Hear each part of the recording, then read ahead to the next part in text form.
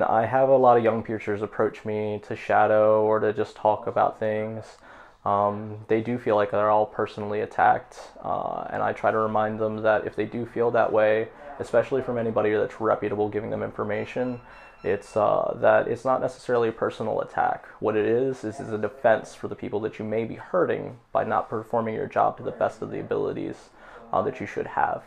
That's a big one. Don't get butthurt over something if you're just not doing the best job you could and somebody tells you. Improve.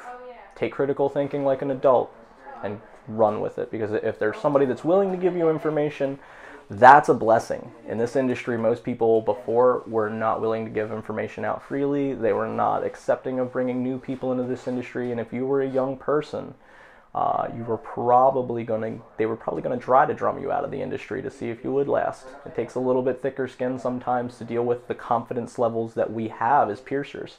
You'll have a good week or a good month, followed by a bad 2 weeks or a bad 2 months. And to pick yourself up and have the confidence to continue to do this job and continue striving forward is the same kind of confidence you have to have when somebody says, hey, you're screwing this up, but you can do better.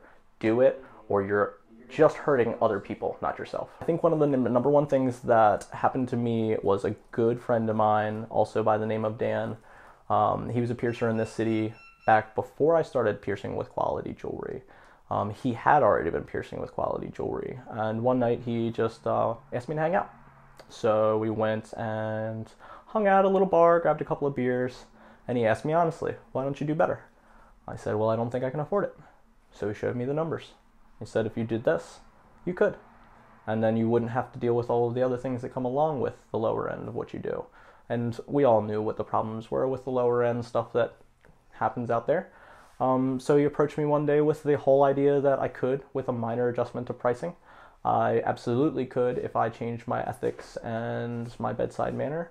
And being a person who's not afraid of how scary and violent change can be, I quit piercing. Pretty much immediately after that, and saved up money by doing day labor, and then put my first big quality jewelry orders in after about 3 or 4 months of standing outside of a Home Depot and just begging people to let me do work. Some of the biggest resources that I used when I was first trying to figure out what was good information and what wasn't, I used positions like Body Modification Learning Forum, Forever Learning, and a few different piercer forums on your larger social media sites. Those helped me to be able to know what good information was from bad. It also taught me a lot about how to take critical thinking from complete strangers, the critiques that they gave me, and things like that without being upset about it.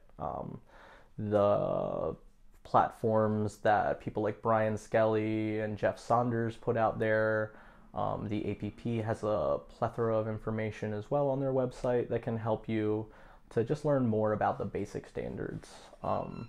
You can also start looking into things like the parallels for what the medical field is doing with how we look at things like wound care and implant grade materials, and there's just so many different things you can segue into this industry.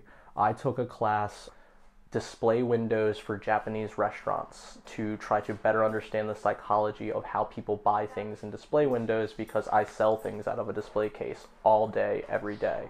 So to make it so that it was more form and function for the client to be able to choose jewelry without me having to say anything to them. And then when I approached them, they already had a good idea and they weren't confused. It made it really, really simple and easy. So I think it's always about trying to find whatever information you pick up and grow with, and establishing that as a part of, or in some way as part of your daily routine, or implementing it into your business. So one of the things I will say is APP conference, while it can be expensive, doesn't have to be. There are plenty of amazing scholarships that will either pay for or will help you with the costs of stuff like that. I know that there are several piercers that actually put together a scholarship. There's jewelry companies that put together scholarships. The APP themselves put together scholarships. I've even paid for a few people to go to APP conference. So it's not that it's unattainable. In fact, my business plan to make sure that I go every single year without ever sweating a dime is I save $40 a week. That leaves me with $2,040 to work with in APP, and it generally only costs you about $400 for the expo and cost you a little over that to fly, and if you get roommates for your conference, then even your hotel room can be pretty cheap. I've managed to go for 4 years running and never feel like anyone was out to get me.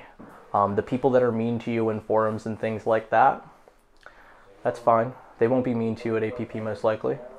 If they are, you don't have to hang out with them. You're all in classes together, but you don't have to be friends. There are 7 billion people on this earth. You don't have to be friends with every single one of them. But you deserve to give the clientele that does come through your studio the best. And if that means that you have to be face-to-face with a few piercers that you don't necessarily get along with, or you're afraid of their particular ideas of who you are, the biggest thing to remember is you're not there to impress them. You're there to give your client a better experience. Some of the things you do have to do is swallow your pride. If you're moving backwards and having to forget bad habits and things like that, that's good. Don't get discouraged. Realize that it's a really, really big hill sometimes, but you just have to dig your feet in and keep on climbing forward. I started out at the very bottom, like a lot of people out there have, and I now have an absolutely gorgeous studio, huge selection of jewelry that I spent 4 years working really, really hard to build all on my own. So I completely understand where a lot of people come from when they think they can't afford to. They think that there's going to be a massive rally of people with pitchforks and flaming torches outside because they heard you pierced with externally threaded jewelry from not so reputable companies. To be honest, we all started somewhere. And as long as you're trying to move forward, if anybody judges you for it, don't hang out with them. Don't have to be your friend. One of the things that I have absolutely said to people who say that their bosses won't let them carry quality jewelry, if you're approaching your boss or whoever has the purchasing power with no business plan, no numbers, and no real idea of what you're doing, then I would say no to you too. Especially when there's a years long business that has established numbers. So always come at somebody with a really good, well thought out plan. Margins, numbers, what's going to sell in your area, what people are asking for, because you're better off doing that and having a really well laid out plan than just stabbing in the dark, hoping that certain gem colors sell, and then being stuck with a million emerald green gems that you have no way to get rid of. Another is quit. Move to somewhere that will. Because if there's no budging, there's no movement, but it's stopping you or impeding you from moving forward, find somewhere that will. Change is violent and scary, but it is necessary for you to grow sometimes. And if you have, again, a good plan, then you'll make it. You will totally live, but you have to sacrifice. Sometimes it's sacrificing the comfort of having a stable job to find a place that will let you do what you need to do. And if you're good at it and you have a good plan, it should stabilize itself out. You can find yourself to be the victim of many things every single day.